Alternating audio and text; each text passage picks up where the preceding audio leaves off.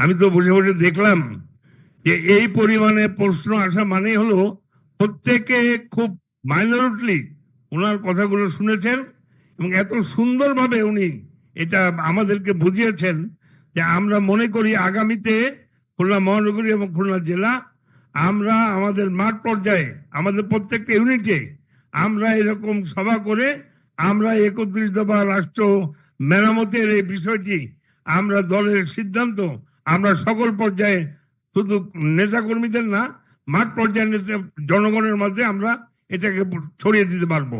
আমি বিশ্বাস করি যে আজকে যে পরিমাণে প্রশ্ন এখানে আসছে অর্থাৎ প্রত্যেকে মাইনরিটি ডক্টর পাবেল সাহেব এত সুন্দরভাবে উপস্থাপন করেছেন, আমরা কিন্তু তন্ময়ে ওনার কথাগুলো শুনছিলাম। উনি আমাদেরকে এর আগেও এখানে বক্তব্য রেখেছেন, কিন্তু আজকের বোঝানোটা আমাদের কাছে আমাদের মনের মধ্যে ঢুকে গিয়েছে। যাই হোক, আমরা ওনাকে ধন্যবাদ জানাই। সবাই একটু জোরে করতালি দিয়ে ওনাকে ধন্যবাদ জানাবো।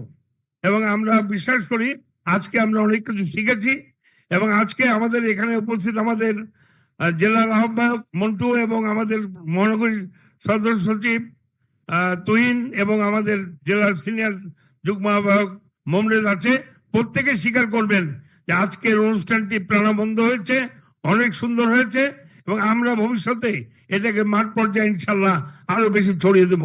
আমি আজকের অনুষ্ঠানটি সুন্দরভাবে করার জন্য ভারপ্রাপ্ত চেয়ারম্যান মহোদয়কে ধন্যবাদ জানাই যে খুলনায় আমাদেরকে সুযোগ করে দিয়েছেন। আবারও আমরা এই ধরনের একটি প্রশিক্ষণের মধ্য দিয়ে রাষ্ট্র মেরামতের 31 দফা সম্পর্কে আমাদের সম্যক ধারণা আমরা উপলব্ধি করতে পারলাম। ভবিষ্যতে ইনশাল্লাহ এই ধারণাকে নিয়ে আগামীতে যদি বিএনপি জনগণের ম্যান্ডেট নিয়ে রাষ্ট্র ক্ষমতা যায়, এই বিষয়গুলিকে ইনশাল্লাহ আমরা বাস্তবায়ন করতে পারবো, এটাই আমরা দৃঢ়ভাবে বিশ্বাস করি। ধন্যবাদ। আসসালামু আলাইকুম।